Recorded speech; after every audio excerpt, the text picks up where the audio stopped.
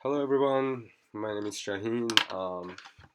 So the other day a friend of mine asked how I got to learn programming, and then I was thinking, and then I came up with this idea of it could be nice if you could have like videos about every little thing in programming at one place, like in a YouTube channel or something. So I came up with this idea and I decided to make these videos.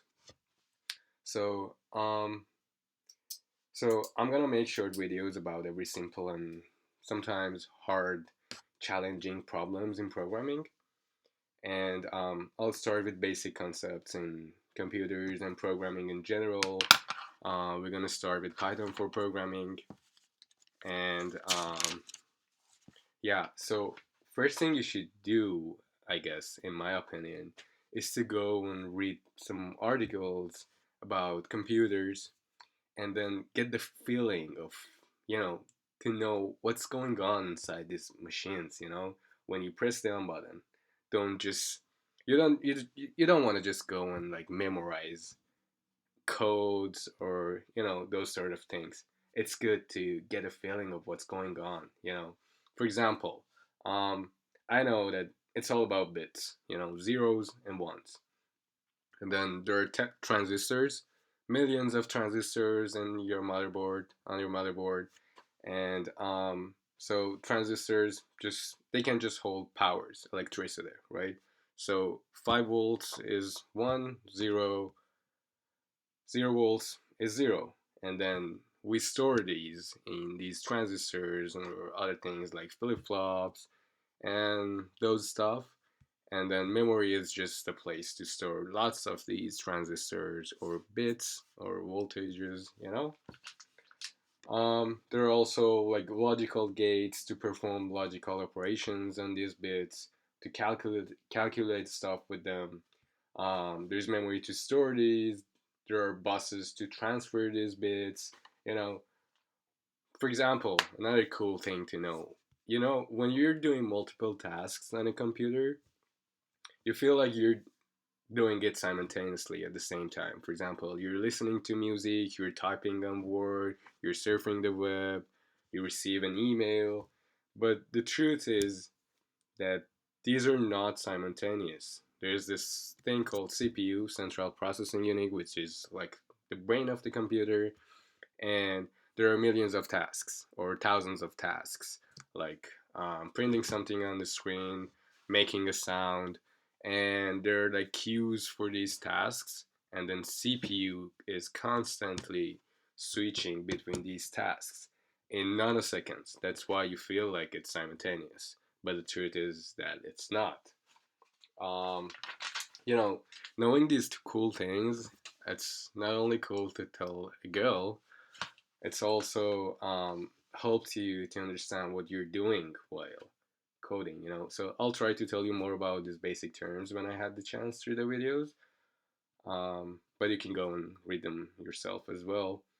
So let's start with Python. But why Python? There are a couple of reasons.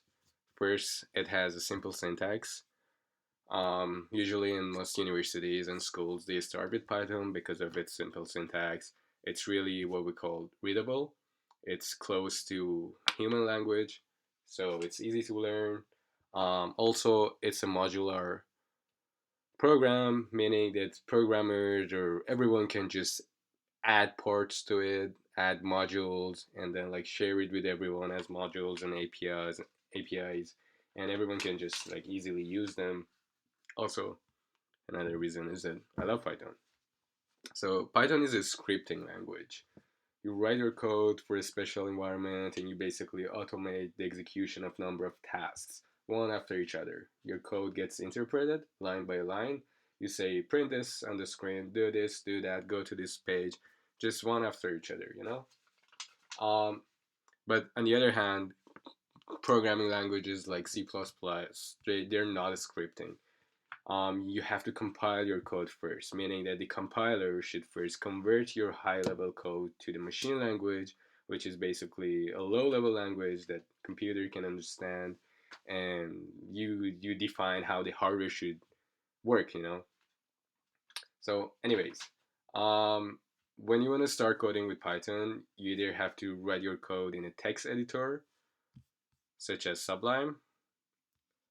um, Sublime, or you have to use an IDE, which stands for Integrated Development Environment, um, such as PyCharm. So this is one of the best IDEs for Python developing. So these IDEs provide different features like code analysis, graphical debuggers, unit tests, and so on. They're really useful if you need to go through your code and see what's exactly going on when you run your code step by step. They also have cool features like autocomplete. And for example, you type something, let's say a piece of code, and IDE shows what options you have to complete that block of code. You know, so I personally recommend PyCharm, but I prefer text editors when I code with Python. It feels like you're creating something from scratch all by yourself, you know? And my favorite text editor is Sublime. So let's start. You can download Python. If you're on Mac OS or Linux, you already have Python. You can go on Terminal and just type Python, and that's it. You have Python here. But if you want another version, for example, Python 3. So Python 2 and Python 3 are slightly different. They have minor differences, but it doesn't really matter what you start with. I stick to Python 2 because I started with Python 2. Um, yeah, so, but if you need another version, you can download it from the Python website. Just Google download Python or go to python.org/downloads. Um, Another thing to download PyCharm. You can download it from JetBrains website. Just Google download PyCharm, and get the community version. It's free and open source. If you want to download Sublime, Google download Sublime or go to sublimetext.com and then you can download it. Or go to the download page in Windows, Linux, OS X. Um, so once you have these, you either should have a text editor or an IDE, and you have to have Python installed. It's super easy to download and install. And once you have that, we're ready to go.